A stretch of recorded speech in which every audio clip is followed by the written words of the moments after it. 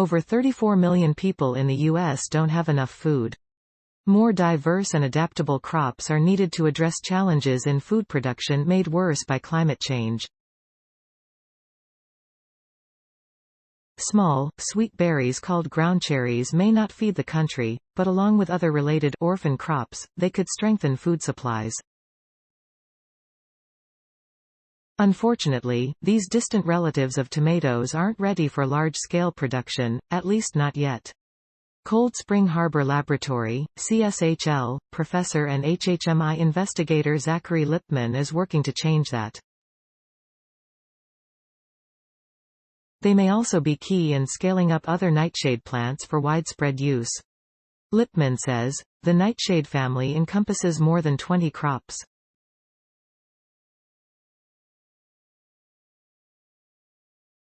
There's the major crops, potato, tomato, eggplant, and then there are minor crops, or orphan crops, which are either semi-domesticated or simply wild.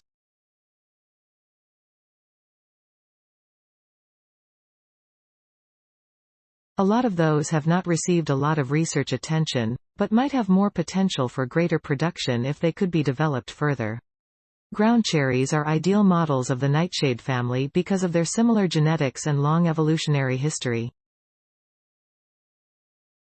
They're also common in North America, easy to grow, and easy to genetically modify.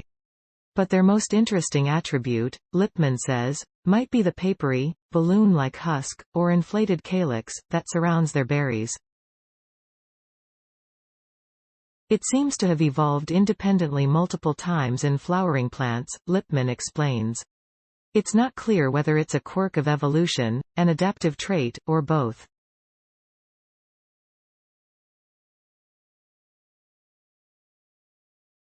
But one thing, in my mind, is very clear: it's one of the coolest evolutionary novelties to emerge in plants. Previous research on nightshades suggested genes called MADS box were responsible for the inflated calyx's emergence. Using the genome editing tool CRISPR on their new groundcherry models, Lippman and he switched off the MADS box genes one by one. They found that the plants still grew an inflated calyx whether they had the genes or not. The models also allowed them to uncover a gene essential for inflated calyx development. He says, without these genomic resources, it's very hard to pinpoint the molecular mechanisms underlying some of the traits that arose through evolution.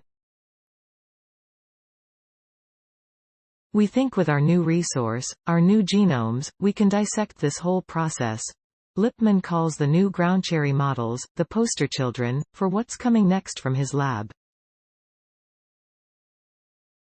Their goal is to pepper the nightshade family with many new plant models, which will make it easier to improve crops through genome editing. These models will also help provide a better understanding of plants' evolutionary development. Beyond improving crops, these new models can give us the means to answer the fundamental question of how new traits emerge in plants, Lippman says.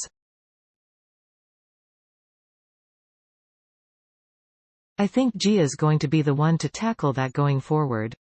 Make a difference. Sponsored Opportunity Story Source. Materials provided by Cold Spring Harbor Laboratory.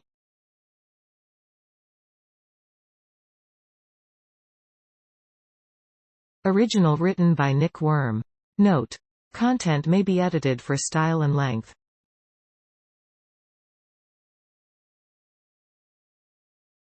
https://ift.tt/zrhfles, accessed October 31, 2022.